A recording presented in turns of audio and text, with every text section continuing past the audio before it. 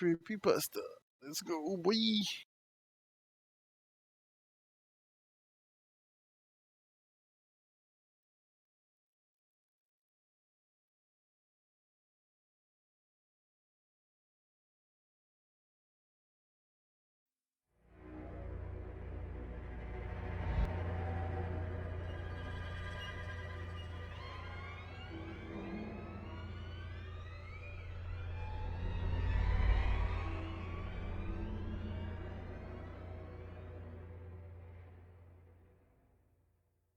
I used to work at a fast food restaurant that primarily serves chicken and is closed on Sundays. Its employees are also known for saying, "My pleasure." I'm sure you can guess what restaurant I'm talking about. Most of the time, I really loved my job. At one point, I even wanted to work at the corporate office in Georgia. But there was one incident while I was working there that really unnerved me, and it still freaks me out thinking back on it. At the end of the night, I always had to clean the bathrooms, mop the floors, wash the dustpans, and hang them up along with the brooms. Then I would have to take out the garbage to the dumpster out back. Then I was free to go. So I had finished all my cleaning duties, and all I had left to do was take out the trash. It was around 10:50 p.m. I was really tired and ready to go home. It had been a long workday. I had been there since 2:30, and my boyfriend, who works in the kitchen, said he wanted to grab a bite to eat on the way back home. I told myself to take care of things quickly, so we could get out of there as fast as possible. There were 3 trash bags, so I figured I would take 2 trips. I would take 2 on the first trip, and 1 on the second. This restaurant has a policy where people are supposed to take out the trash in teams of 2, but the managers and myself figured that it wasn't really a big deal. We live in a suburb about 40 miles from Los Angeles. Nothing really happened around here, and it was common for us to take out the trash alone. I walked to the dumpster with the 2 bags. When I got there, I heard a small noise. It was a rustling sound. I stayed quiet, figuring that I would hear the noise again, but all was silent. I tossed the bags in the dumpster, and as I walked away, I thought I heard the noise again. I hoped that it wasn't a rat or something, not that I was afraid of them, but no restaurant wants those things around. I went back inside and grabbed the last bag. I took it to the dumpster again. I then heard another noise. It was as if someone was rummaging. I threw the bag in the dumpster and decided that I would investigate. If it was a rat, then we would have to set traps in the morning. I grabbed my phone from my back pocket and used it as a flashlight. I went around the dumpster to look behind it. What I saw was much, much worse than a rodent. Behind the dumpster was a hooded figure. They appeared to be on their knees, holding what looked like a dead animal carcass. Perhaps a rat or a dead bird. I could hear a disgusting wet crunching sound coming from the figure. I gasped and jumped back. The figure's head instantly looked towards me. It lowered its meal, and as it did, a piece of animal flesh fell out of its mouth. From where I was standing, I couldn't see the person's face, but I could certainly hear their deep, raspy voice as they said, "My, you're so beautiful. I wonder how good you taste." Without a second thought, I turned around and ran to the restaurant. My boyfriend was at the front counter clocking out for the night. I ran to him and tried to tell him what happened, but I was hysterical and started to cry. My manager came up from the front office, and I eventually told him what happened. The 2 of them ran out and tried to catch the guy, but they were too late. There was no one behind the dumpster area. And unfortunately, there was also no security cameras back there, so there wasn't much we could do, besides call 911 and warn them of a creepy, possibly cracked out homeless man who was running around eating roadkill. After that incident, the restaurant got very strict about having people go out in teams of 2 to take out the garbage. Even in the daylight, surveillance cameras were also installed. I still worked in the same restaurant some time after that, but ended up leaving for reasons unrelated to this incident. Ever since that night, I'm much more cautious about my surroundings, especially when I'm by myself.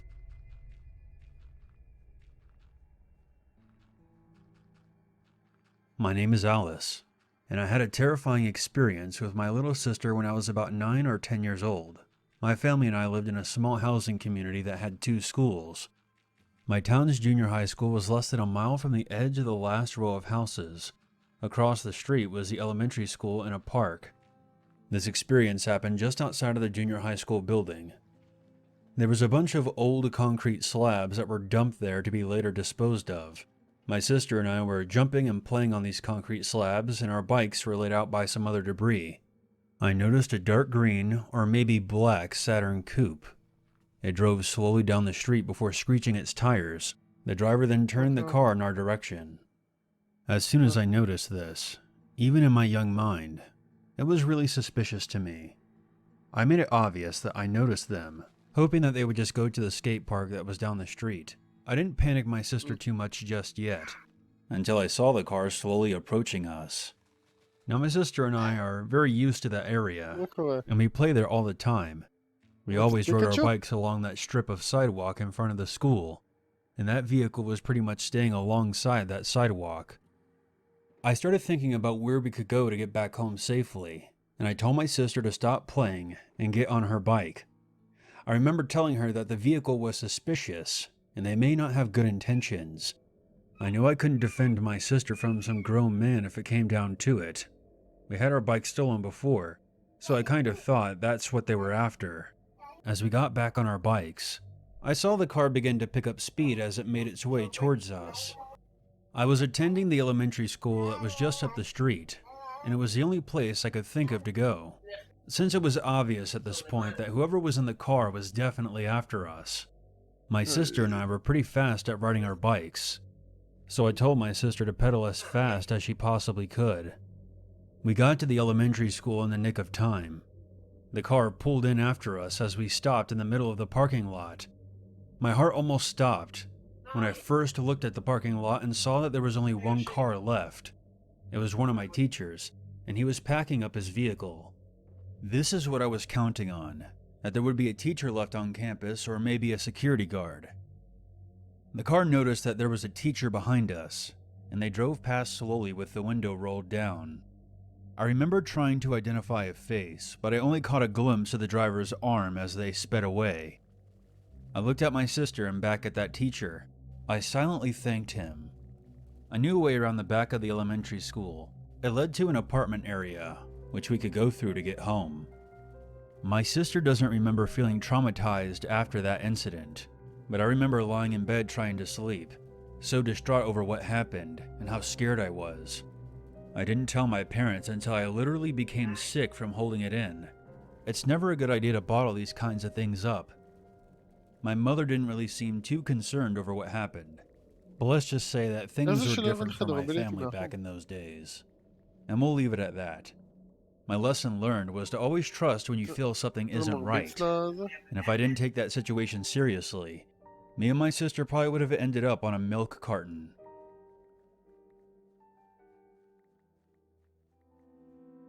Just to clarify, I'm a 22-year-old female, but at the time, I was only 14. I was in middle school, and I had made some plans to hang out with some friends at the town's park. It was probably around 5 p.m., but it was such a long time ago that I'm not entirely sure how accurate that is. The town I lived in was very small. You could drive right through it within about a minute, and it was gone. I used to walk around everywhere, to the store, to the school, and to the park. I lived only a couple blocks from there, and I didn't have a cell phone back in those days. I messaged my friends on the computer and told them that I would be heading that way after I fixed my hair. They told me that they would be heading that way as well. I tell my mom that I'm going to hang out with my friends, and was in a hurry as she shouted at me to come home before dark, since I still had homework I had to do. It was bright, sunny, and the weather was nice. I walked a little ways, and right before I got to the park gate, a white truck stopped at a nearby stop sign. The driver was a man in a white shirt and a baseball cap. He looked to be in his late 30s to early 40s. He looked over at me. I give him a small, awkward smile and a little wave. He smiles back at me and waves before continuing to drive up the road and pulls into the Sonic Drive-In that was just up the street. I didn't think much of it at the time and entered the park alone. Scanning the area, I didn't see my friends, so I found shade under a tree by the swings. It was a couple of feet away from a gazebo. Jesus. I didn't understand why the park was completely empty. Our park was always full of kids and families, but there was nothing. It was quiet and empty. I waited patiently for my friends to arrive, just daydreaming under the trees. That's when I hear a vehicle pull into the small parking lot. I look up and I see that it's the same white truck from before, and the same man steps out. He's holding a bag of fast food as he makes his way to the gazebo, only a couple of feet away from where I'm at. And the entire time he's staring me down. It was the kind of stare that made your skin crawl, unblinking and relenting. I had an immediate gut feeling that something was wrong, and my skin began to itch. He didn't take his eyes off me for a second, not even when he was tearing into his meal. I spent a while fiddling with my bracelets and praying to God that my friends would arrive soon. I looked over at him again. He nodded and then motioned for me to come over. He did this repeatedly. I shook my head and tried to keep my eyes off him, but I was starting to become scared, thinking that he may come over to me. I kept glancing over at him, and every time I did, I was met with the same unrelenting stare. 20 minutes had passed since he arrived, and my friends were nowhere in sight. I began to get this feeling that they weren't coming. I was alone in a park with a creepy man who was much taller, bigger, and stronger than me. These thoughts flooded my brain, and that's when I noticed that we weren't alone. There was a girl with long brown hair sitting by the slides. She was a couple of feet from my left. She looked only a bit older than me. She called me over, and I felt a lot safer coming up to her than I did that creep sitting over by the gazebo.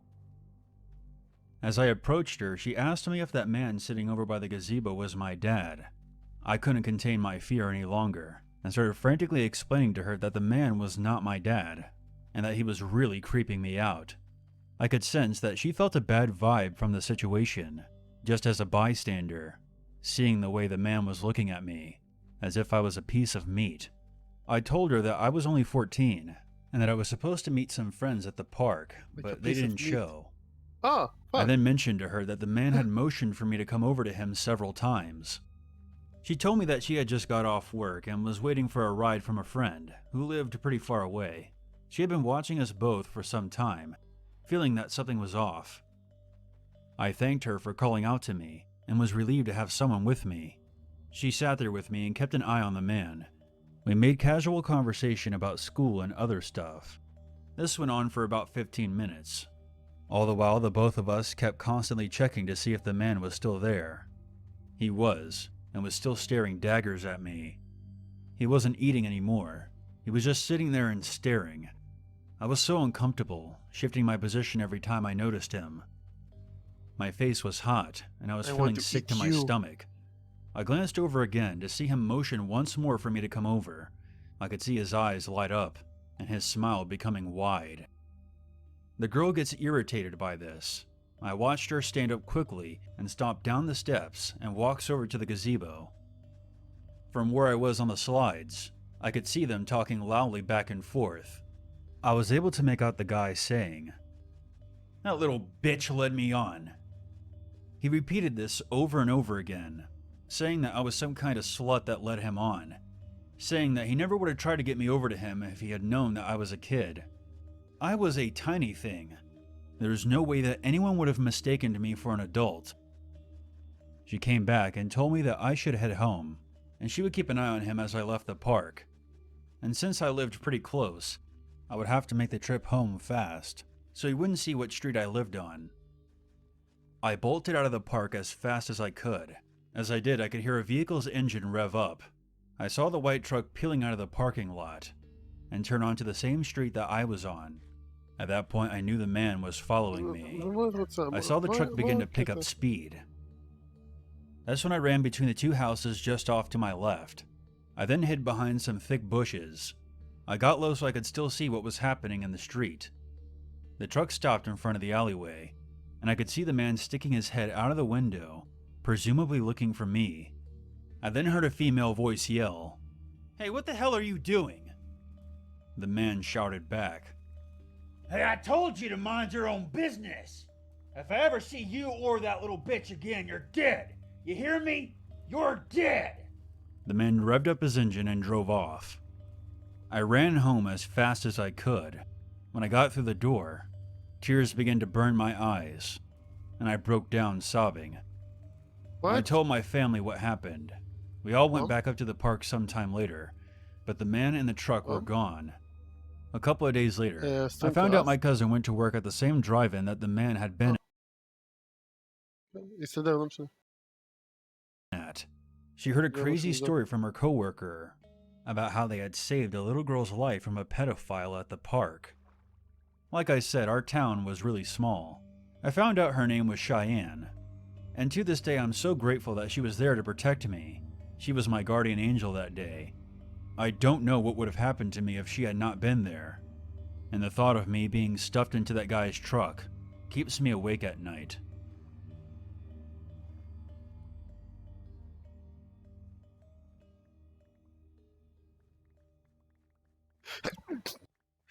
There's always a reason to be afraid.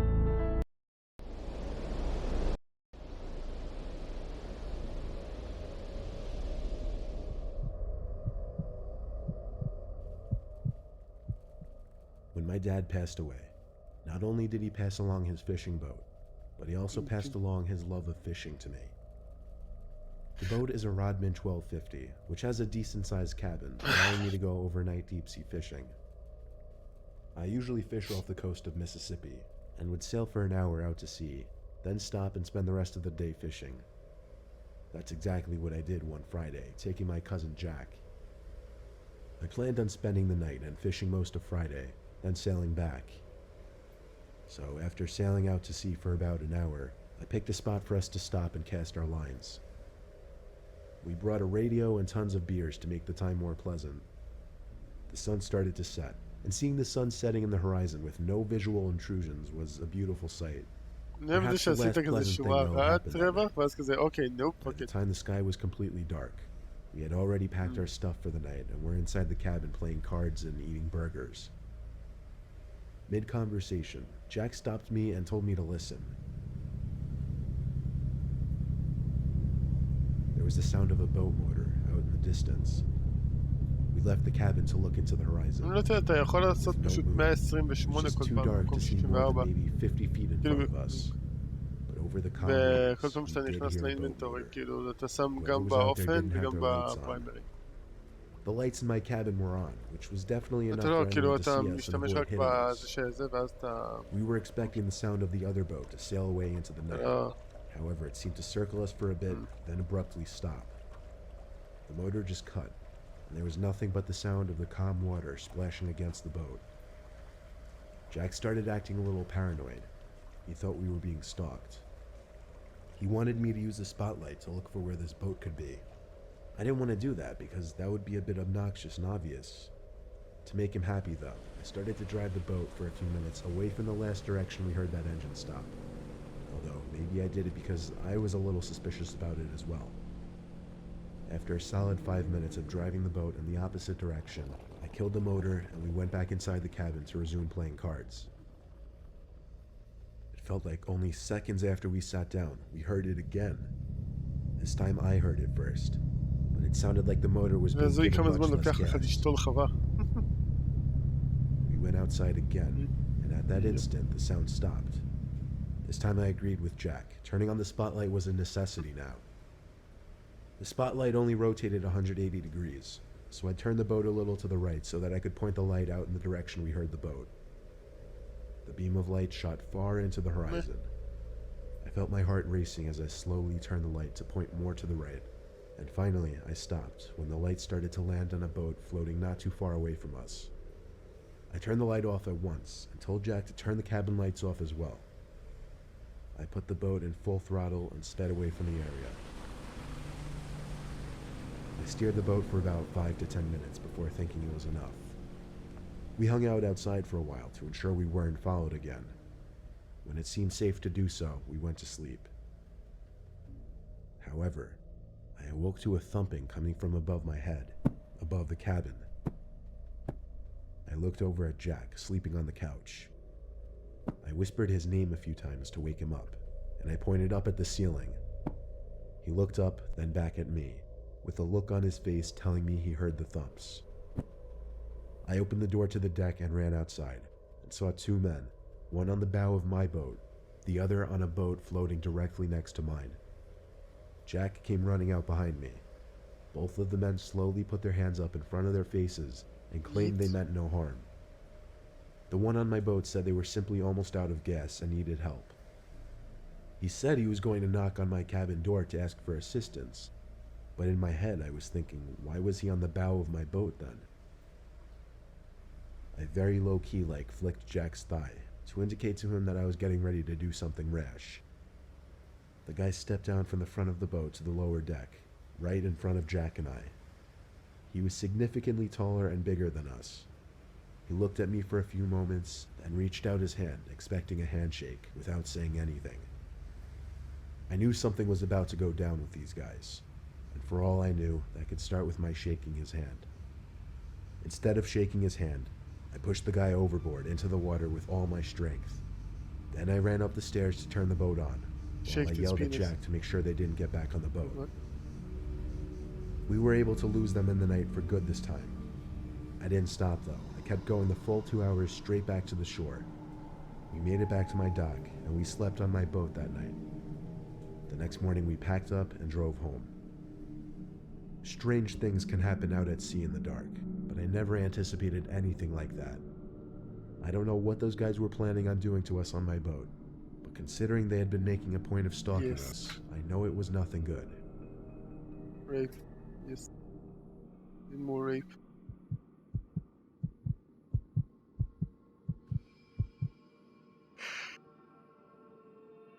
A few years ago, I went on a Norwegian cruise with a few friends.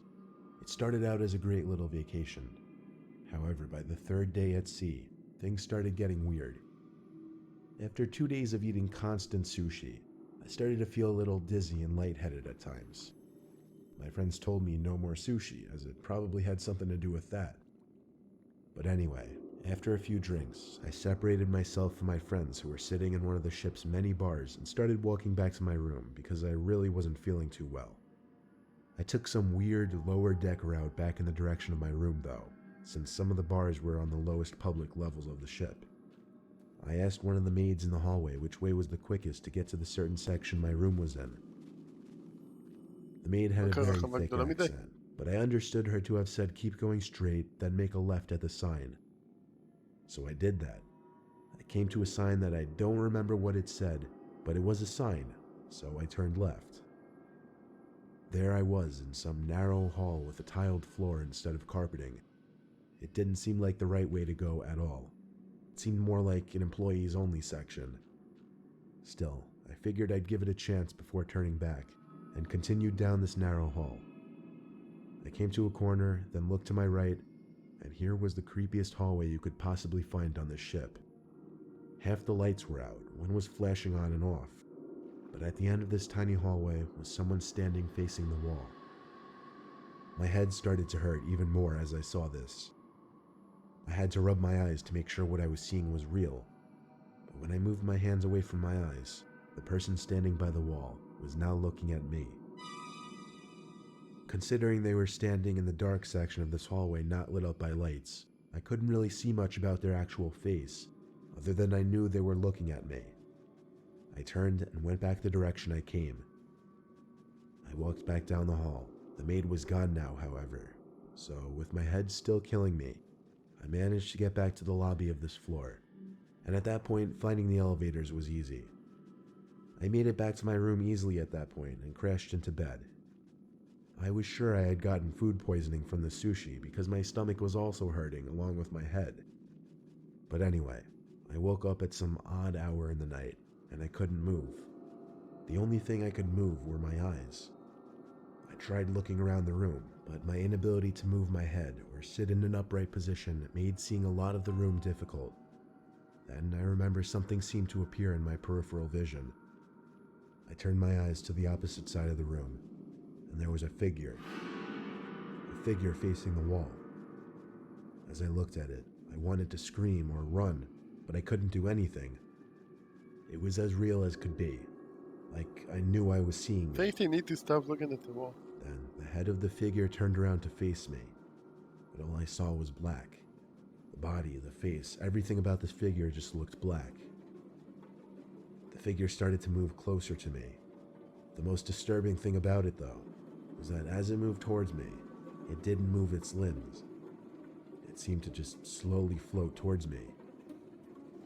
The figure stopped over my bed, Jesus. and now I could slightly see a face to it, and I recognized it as that person I saw earlier in the night in that hallway. I don't remember exactly how long that figure stood over my bed, but suddenly I saw its mouth open twice as wide as you'd expect to be humanly possible, and out came a deafeningly real scream. So loud that I think it woke me up completely from the sleep paralysis I was just in. The craziest thing I remember was the scream of this sleep paralysis figure fading into the scream of my own voice as I was finally able to make noise. I flicked on the light, and my friend, who was in the other bed, woke up asking what's wrong. I told him about the horrible experience I just had. He once again said I'd been eating way too much raw fish, and it was fucking with my head. My whole body was shaking and my voice was trembling. I went back to sleep and don't remember having another dream that night, but I still wonder if that person I saw in the hallway was real or not, because I'm 90% sure that's the hallucination I had in my paralysis. That hallucination was also the realest, most horrific thing I'd ever seen.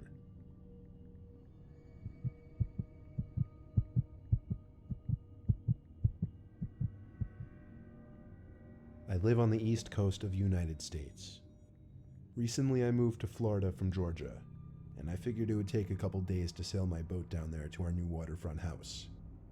I didn't have any cars with a tow hitch to carry the boat, let alone a trailer to carry it with, so sailing it seemed like the best option, while my wife finished up moving the rest of the stuff to our new house.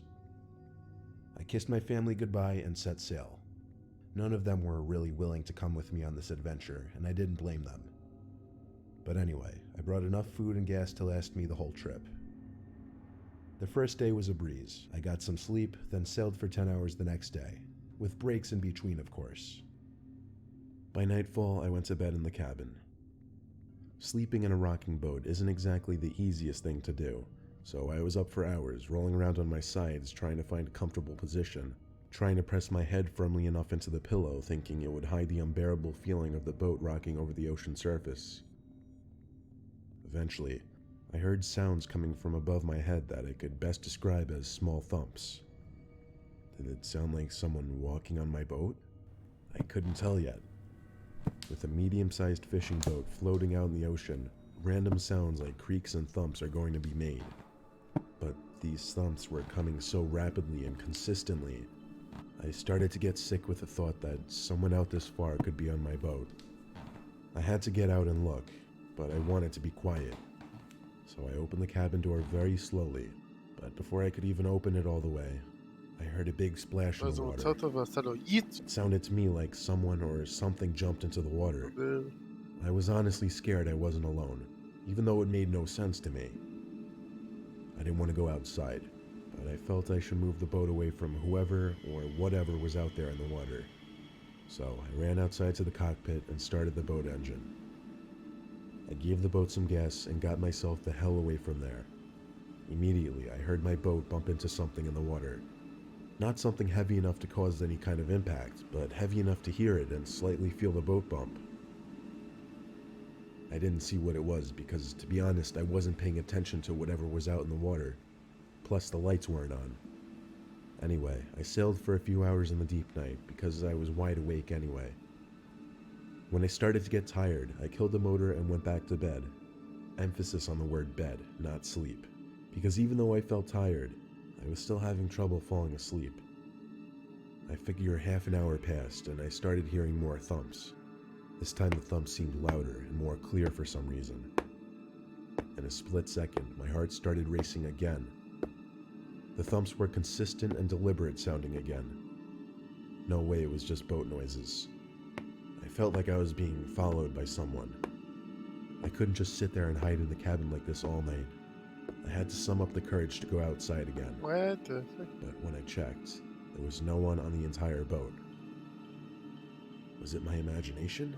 Were the sounds really just coming from the boat? I decided that must have been the case, and once again went back inside the cabin to bed.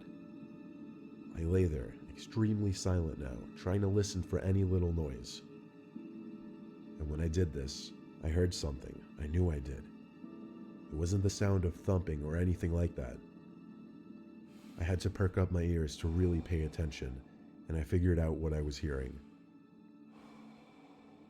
It wasn't the sound of the wind outside or the water hitting the boat. It was the sound of someone breathing. It was not the sound of my breathing, but someone else's. It was coming from inside the cabin, of course. Creepy. I panicked, but I tried to maintain composure so to not make it obvious. I got out from the bed, walked outside the cabin, and locked myself in the cockpit. I intended on sailing until I could find a dock by the shore. There's a small window that looks into the cockpit from the cabin. It has a curtain. I turned every minute or so at least once to look back at it, expecting to see someone watching me. And one of the times I looked back, I did see someone. The curtain was curved up a little bit in the corner, and I saw someone's eye and maybe a quarter of their face peeking into the cockpit. I turned away right away, acting like I didn't see them. I had the thought, what if it was my young son trying to scare me? But it wouldn't make sense. I saw him waving goodbye when I set sail from the house. It was 3 or 4 tense hours of hell, thinking at any moment someone could break into the cockpit and stab me, but I made it to shore and sailed through the narrow canal. I had already called the cops 15 minutes earlier, requesting they have a few officers waiting at the dock I was headed to. It was still dark out, but I saw people standing on the dock, and I couldn't have been more excited to get there. When I stopped the boat next to the dock, I came out from the cockpit screaming at the officers to help, pointing at the cabin door. The 2 officers went into the cabin with their hands on their pistols, and 10 seconds later, I heard them yelling at someone. They pulled out some guy with really long, gray, wet hair and a similar beard, wearing wet, skinny, ripped jeans and a gray t-shirt. They had him in cuffs as they walked him past me. He looked at me and just laughed this insanely off-putting laugh. The guy looked and sounded like a meth head, the best way I could describe him. The police questioned him, but he never answered anything as to how or when he got on my boat, or what he was trying to do. But thinking back, when I heard breathing in my cabin, it's likely he was hiding under my bed, and that's the most horrifying thought imaginable. By then, I was exhausted. I went back to my cabin and fell asleep right away. By late morning, I made it to the new house, and my nightmarish adventure was over.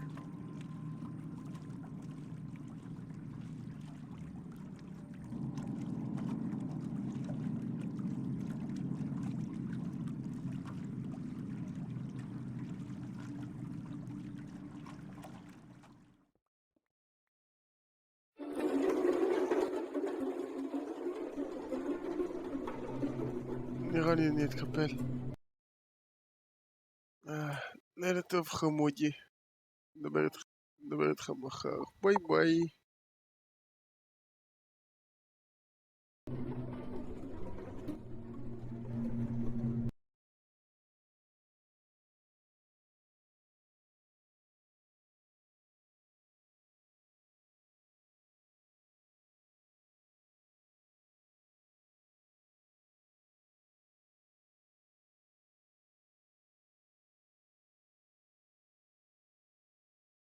I was house sitting for my grandma one weekend while she went to Florida with some of her church friends.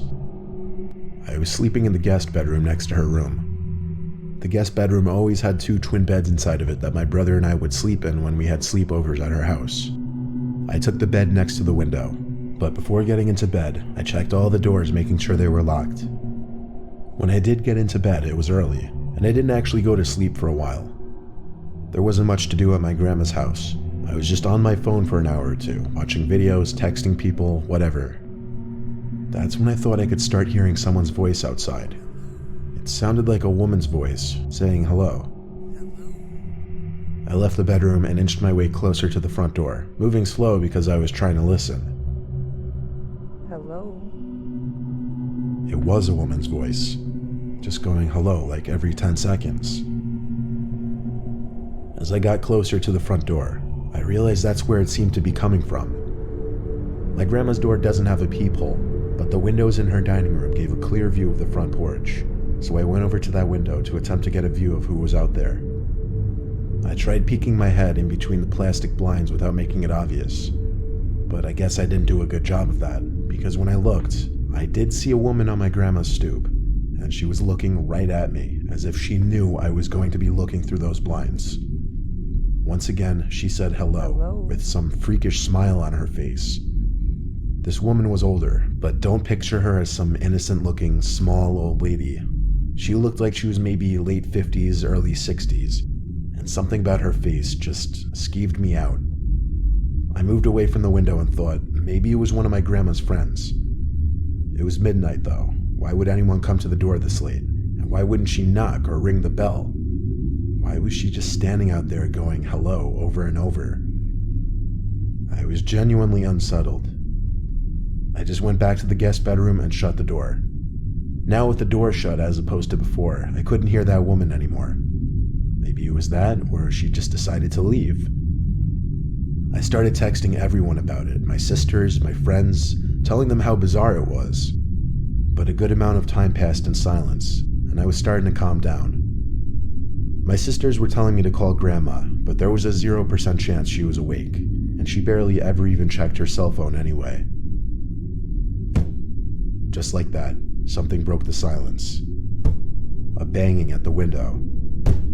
Not a knocking or tapping, banging. I felt that fierce pain in my chest area as my body entered that fight or flight mode.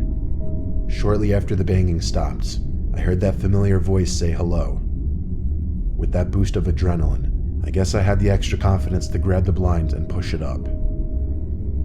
There I was, face to face with this horrifying older lady, with only a thin layer of glass between us.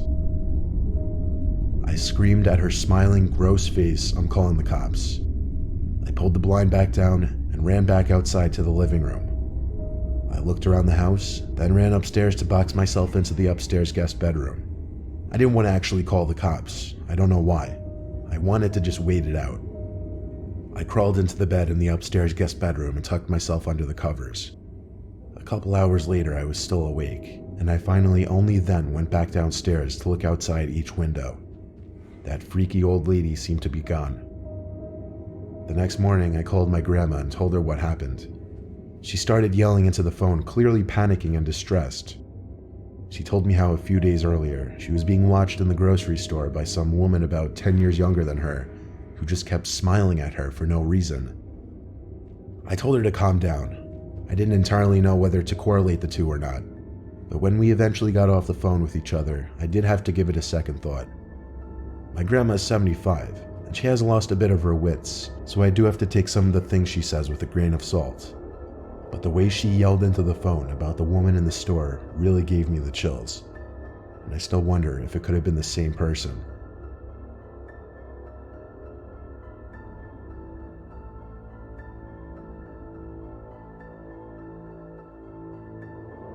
My name is Nicholas. I'm currently a freshman at Syracuse University, which doesn't exactly sit in the safest area. I just went through a breakup with my first girlfriend, so I started getting back into the online dating scene. I was using the app Hinge when I found some blonde girl named Stephanie who I really connected with. She also went to Syracuse. We both liked to read, go to the movies, we even had the same sense of humor. I suggested we go on a movie date, and she said she'd love to. She told me to meet her at some specific point near campus and she'd pick me up. So, around 9 o'clock, I waited on some corner of a normal neighborhood block, waiting for Stephanie. She asked me to share my location with her, and so I did. A few minutes later, I saw a car turn down the street and start approaching me. Then it stopped in front of me, and the driver rolled down the window. It wasn't Stephanie, though, but some old random guy. He asked what I was doing alone out here, which was insanely weird, first of all. Then I said I was waiting for someone. He asked if I was waiting for Stephanie, and I said, yeah, how'd you know? He said he was Stephanie's father and told me to hop in so he could give me a ride to her. I took a good look at him, and he looked a little old to be her father, to be honest. I'm no idiot when it comes to sketchy situations, so I said in a firm voice, "Why didn't you tell me you'd be picking me up?" He claimed he didn't trust a random guy meeting up with his daughter and wanted to meet me first. I took another good look at the man and didn't say anything. I simply started walking away in the opposite direction from where his car was facing. He started yelling, "Hey, hey," sounding surprised that I was just walking away like that, but I've heard way too many kidnapping stories to know where this could potentially go. I heard the guy's car moving, and I turned to make sure he wasn't doing a U-turn to follow me. I breathed a sigh of relief when he drove straight and turned left out of sight. I continued walking down the block towards campus. I got to the corner of the block and was just about to make a turn when I noticed what I was pretty sure to be the same car the man was driving, just parked on the side of the road with the light shut off. I briefly tried looking into the window as I passed, but the glass was tinted. I tried not making it obvious that I was suspicious and continued walking. I got a text from this so-called Stephanie person saying, "Why didn't you get in the car with my dad?"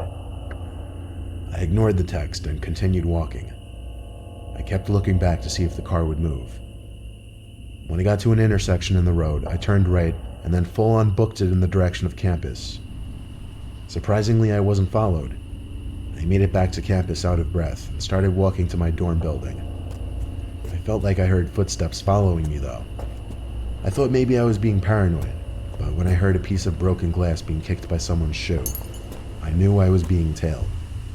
I made a point of ducking down behind a van and stopping to give me time to listen for where their footsteps were coming. They were a few cars away from me. Then I remembered. I never stopped sharing my location with Stephanie, or should I say that man. I saw him. It was that old man. He was approaching from between two cars across from me. He yelled something that I didn't fully understand, but it sounded like he said, "Come back and I'll take you to her."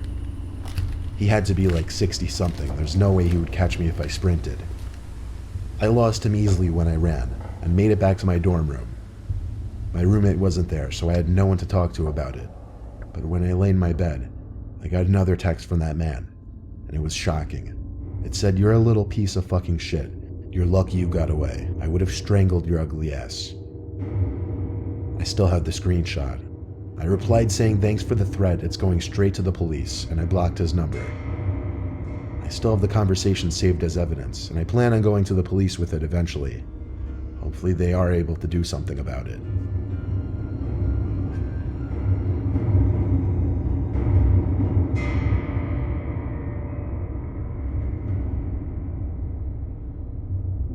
When I was 18, I had a side job as a part-time janitor at my high school over the summer. I would work sometimes days and sometimes nights, anywhere from 9 a.m. to 12 a.m., depending on how much money I needed. Oftentimes, I would be left to lock up the building when the older janitors have left. This was a time before the high school had cameras installed in every single hallway.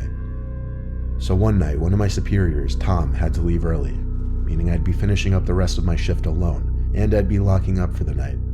He told me to text him if I need anything, as he always did, and then he left. I loved it when I was left alone because usually I'd just do half an hour of work and then just hang around on my phone or leave early and still get paid for the whole shift. I definitely pushed it with the things I'd get away with at that place. One of the things Tom asked me to do before leaving was bring all the extra seats in the gymnasium from the assembly down to the basement storage room. So I figured I'd do that, then just go home. I grabbed a stack of 6 chairs and started carrying it down to the basement. The lights in the storage room were very dim. They kind of suck. The whole basement of that school wasn't exactly pretty. It felt more like a basement to a warehouse. Anyway, there were what appeared to be a bunch of art mannequins covered by paint cloths. You know, those big things that look like blankets. It seemed all the school's art supplies were stored down here. I dropped a stack of chairs down where the rest of the chairs were stored, and went back up to the gym to get more. When I came back down with more chairs, I noticed one of the mannequins was exposed now. The blanket was removed from on top of it. I know for sure it was covered minutes earlier because it was one of the front ones. I texted Tom saying, "I think someone's down in the basement." He said back, "What do you mean?" And I said one of the art cloths were moved. He He took a minute to respond, saying no one else should be there. Then I noticed something. The yard cloth, tucked in the corner of the storage room, sitting outside of the light that was produced at the center of the room. It was covering something, surely. I started to tiptoe over to it, but when I was a few feet away from it, I realized whatever was under that cloth was moving just ever so slightly. There was undoubtedly someone hiding under there. I ran back upstairs and locked the basement door. I texted Tom saying someone is hiding under a cloth in the basement. He said call the cops, but I insisted he just come back since he only just left like 10 minutes ago. He didn't want to come back though. He told me to be a man and confront whoever was down there. So I went down to the basement again. However, the cloth was now strewn flat on the floor, and whoever was hiding under there was gone. But possibly the scariest thing was yet to happen. As I stood in the storage room, there were loud metallic thumps coming from above my head. I looked up and saw an indent slowly forming in the large air vent above me. Someone was crawling through the main vent, then just stopped literally above me. And then, bangs.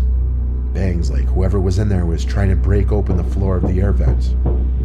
I didn't know what was happening, but I was officially done with this. I ran up the stairs, locked up the school, and went home. I told Tom the partial truth the next day, that I thought I saw someone in the corner and it was gone when I went back. And I claimed there was nothing else I could say.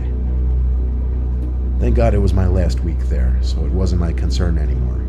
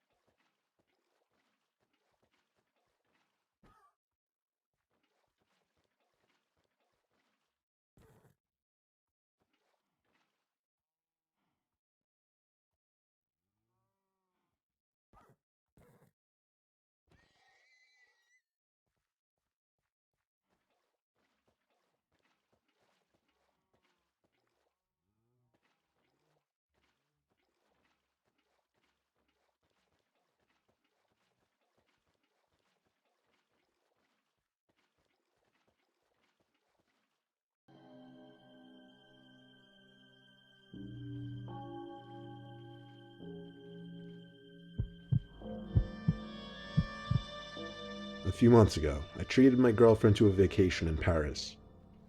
We stayed at some hotel called Hotel Atmospheres. My job allows me to work remotely from my laptop on my own hours, so at some points during our couple days there, I would sit in the lounge of the hotel by the Wi-Fi area to get my work done. My phone started to ring. It was my girlfriend calling me. As I picked up the phone, I went to the nearby room where the coffee was and poured myself a cup. My girlfriend was calling me from the room, talking about the things we should do that day. When I walked back to the lounge area where I left my laptop, I got a sickly feeling when I realized it wasn't there anymore. I went first thing to the lady at the front desk to ask her if she'd seen anyone leave the lounge area with a laptop. She apologized and said she hadn't seen anyone. I asked her to check the cameras, to which she responded with there not being any cameras in the lounge area, and that she was also not in control of the footage that the cameras caught. She would have to get in contact with her manager, who was not working that day. She offered I submit a lost or stolen property form. I was absolutely disgusted with the service, and planned on having a word with the manager the next day. I had no choice but to go back to our room and angrily vent to my girlfriend.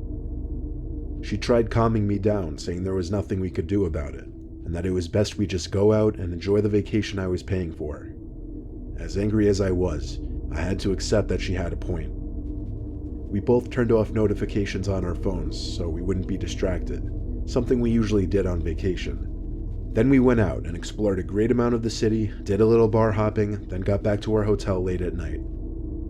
It wasn't until we finally crashed into bed that I opened my phone to check for new emails and texts and such, since I couldn't do that on my laptop now. When I was going through my email, I realized every single email I'd received that day was opened. This included emails from work and a couple relatives. I started to panic because I knew how much delicate information I had in not just my email account, but my whole computer, which was signed in when I left it. I basically had all my personal information saved on that computer, including home address, phone numbers, personal pictures, passwords, credit card info, bank account info. I was a fool for leaving it unattended to for even a minute. I immediately changed all the passwords to my emails and other important accounts. That didn't matter for what was about to come, though.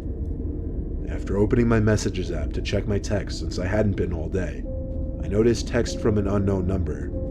It was a bunch of pictures that were saved on my computer. Bad, personal pictures that I wouldn't ever want anyone to see. Then there were pictures I didn't remember taking, pictures of a hotel hallway and a hotel door. It was our hotel door. There was also a picture of me standing at the front desk talking to the lady about my missing laptop. It was taken from behind the glass door at the entrance of the hotel. Under all of the pictures was a text saying, "I have all of your info, including your address and your current hotel room. This was sent using an untraceable phone number. Don't bother contacting the police." The rest of the message basically demanded I pay a certain amount of Bitcoin to a specific Bitcoin wallet address, or else. It literally said "or else." I'm not even fabricating this. I didn't know what else to do besides show my girlfriend the messages, as well as the embarrassing pictures. She started to panic more than me, and she honestly just made me even more tense. I left the room to go to the bathroom to think. He was asking for $1,000 worth of Bitcoin, but even if I paid that, I had no reassurance that this person wouldn't share those pictures or keep my laptop or do God knows whatever "or else" meant. I decided I wouldn't pay the ransom. My girlfriend agreed with my decision when I went back to bed. Of course, I was not tired at all anymore, neither was my girlfriend. We sat up, leaning on the headboard of the bed, talking, thinking, and worrying for a couple hours. Then there was a knock at the window of our hotel room. We both gasped, while my girlfriend more so let out a short scream. I turned off the lamp so that whoever was out there couldn't see in. I also shut the shade completely. I didn't bother trying to look out there to see who it was. I assured my girlfriend we were safe, though. She whispered we should call the cops or inform the front desk. I told her we would if the problem persisted. I then told her to go to sleep. Meanwhile, I stood in the middle of the room watching over her, while also looking back at the window. I got a text. I looked at my phone, and it said, "I'm looking into your room right now. I'm not playing games." Then there was another knock at the window. I decided to just grow a pair for a couple seconds and open the shade to see who was out there. I pulled the shade open. I couldn't see who it was, but there was someone standing on the other side of the glass looking in. My girlfriend screamed. I told her shh as I pulled it back shut. We packed our things and went to the front desk, telling the lady about the whole situation and requesting another room on one of the upper level floors. She said she would alert the authorities and gave us a room card to another room on the 3rd floor. For the rest of the night, we slept close together. Well, I didn't sleep. I was awake all night waiting for a knock at the door. Morning came and the manager was in, so she took a look at the footage from the previous night, and of course, some guy with a baseball cap covering 90% of his face went into the lounge as soon as I left it to get coffee, then walked out with my laptop. There was only one camera that actually caught the man in the act. She said she would forward all video footage with that man over to the police. We were out of there. I blocked the number that was texting me. I had to accept defeat, but I didn't want to think about it anymore. There was nothing I could do about where those pictures would end up or some random person having my address. I canceled my credit cards and changed my passwords. There wasn't much else that creep could do. However, What really motivated me to share this story with the internet was the fact that 3 days ago, I got a letter in the mail without a return address. It was addressed to me, and it was a short, straight-to-the-point note saying, "I hope you haven't forgotten. I have all of your information still." It was a horrible reminder that someone out there with bad intentions has not only my address, but my pictures, my phone number, and my name. I've been sleeping with one eye open these past few nights. If anything happens, I will update.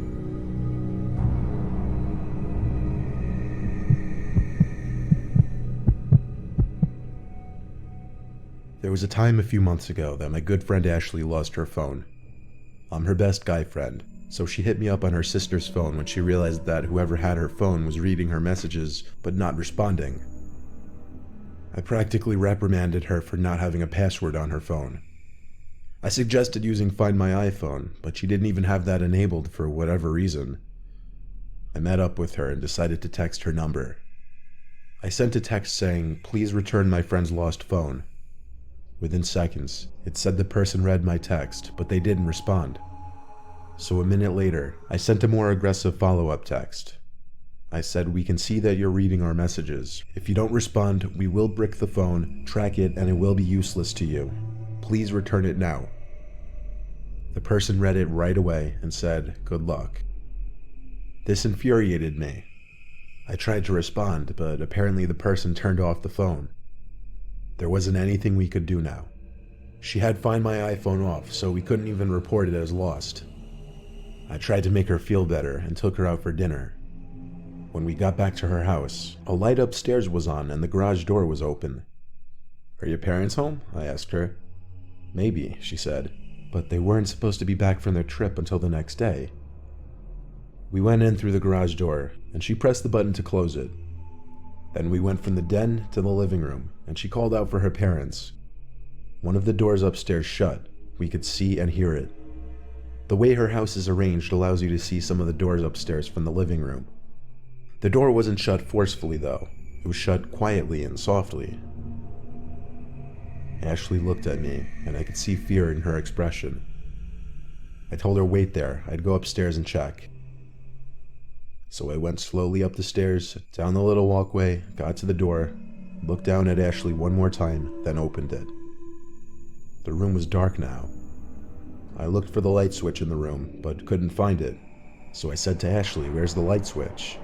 Then she screamed, "Oh my God." She said that she had her address and the code to the garage saved on her phone.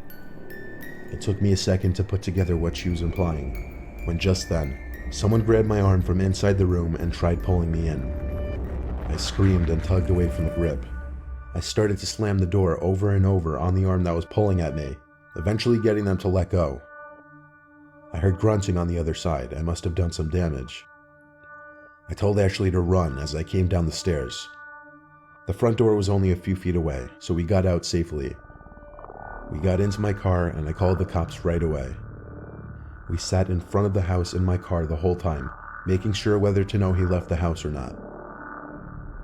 A light upstairs turned on, and 5 seconds later, whoever it was walked to the window and just stood there for a while. Couldn't tell what he was looking at, nor could we see any facial features, but I did snap at least 10 pictures to show the police when they were to arrive.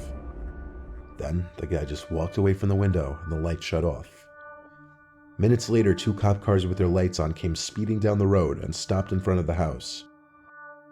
I showed them the pictures before they entered the house, and we waited in my car. The cops were in there a long time. They did a seriously thorough investigation of the house. They came back out to assure us it was safe to go back in. We thought for sure they would be able to track the phone now that it was used as part of a crime, but to our surprise, they said there really wasn't anything they could do without Find My iPhone enabled, or the phone actually being on for that matter. All they said we could and should do was change the code for the garage lock. I had to figure out how to do that for her, but still after that, I let Ashley sleep in my house that night, and when her parents got back the next day, she felt a lot safer. She got a new phone the next day, and we never pursued finding her stolen phone any further.